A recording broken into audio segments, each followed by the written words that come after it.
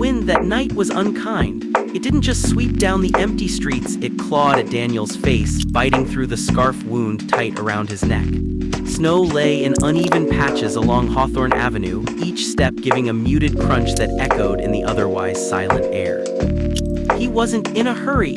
The city felt different in these hours after midnight, not safer exactly, but quieter, like it had gone to sleep and left him wandering its dreams.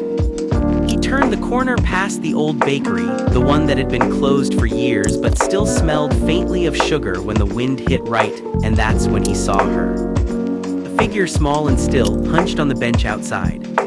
At first, Daniel thought it might be a bundle of discarded blankets or clothes someone had left behind. But then the bundle shifted, revealing the curve of a shoulder, the pale outline of a face under tangled hair. Her knees were pulled tight to her chest, her chin buried into them. The coat she wore was thin, frayed along the cuffs, and the kind that might have been enough in autumn but had no business braving a January night like this. Daniel slowed. He wasn't sure why. It wasn't like him to stop for strangers in the middle of the night, but there was something in the way she sat, motionless against the cold, that rooted him to the spot. "Hey," his voice came out softer than he expected, almost carried away by the wind. "You okay?" The girl didn't look at him right away. She tightened her grip around herself like she could fold her way deeper into that coat. "I'm fine," she murmured, but the words were so faint that they barely reached him. He stepped a little closer, but not too close. No sudden movements. "You look frozen. There's a diner just a block from here. I can get you something hot to drink. No strings." For a few seconds, she said nothing. Her eyes, when they finally met his, were wary, the kind of wary that comes from having seen too many people with the wrong kind of kindness. She studied him, trying to decide if he was safe. Her lips parted, then closed again, but she didn't move away. That was something. "Just coffee," she said finally. Her voice was quiet, but there was a steadiness to it. "The diner." The little diner's neon sign buzzed faintly above them as they stepped inside. Warmth rolled over them like a wave, carrying with it the smell of coffee, grease, and something sweet on the griddle. Daniel slid into a booth first, letting her take the seat across from him. She kept her coat on, sitting stiff and small. When the waitress came, he ordered 2 coffees without asking her what she wanted. She didn't look ready for more choices than that.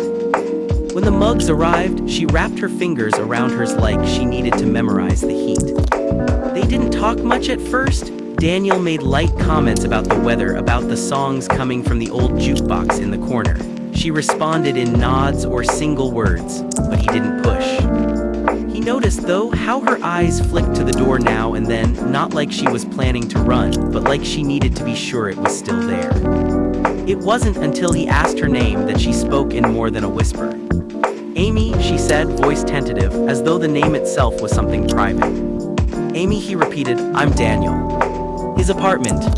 By the time they reached his building, the cold had seeped back into their bones. Amy hesitated at the entrance. Her inner voice was loud now. "What am I doing, walking into some stranger's home? I don't know him. I don't know what he's capable of." She remembered other men, the ones who smiled and spoke softly until the door closed behind them. Inside his apartment, she stayed near the threshold. Her eyes moved quickly, cataloging the exits, the shadows, the objects that could be grabbed if she needed to defend herself. Daniel noticed. He didn't tell her to relax. He knew better than to give orders. "You can sit," he said gently, "or not, whatever makes you comfortable." He took off his coat, hung it on the rack, and made a point of stepping away from her.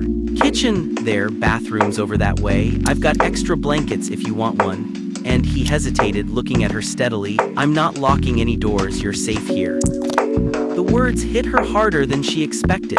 He couldn't know that her heart was still hammering, that every cell in her body was braced for the moment his kindness changed shape.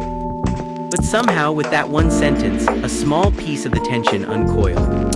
She nodded once, still cautious, but she let him hand her the blanket. Days turning into weeks. The next morning, he left early for work, but there was tea on the table and a note. "Make yourself at home. There's food in the fridge." It became a quiet rhythm. He'd go to work. She'd spend the day reading whatever books she could find on his shelves or simply staring out the window, watching the city move. When he came back, he'd ask her how her day was and she'd shrug, but there was always a faint smile on her lips now.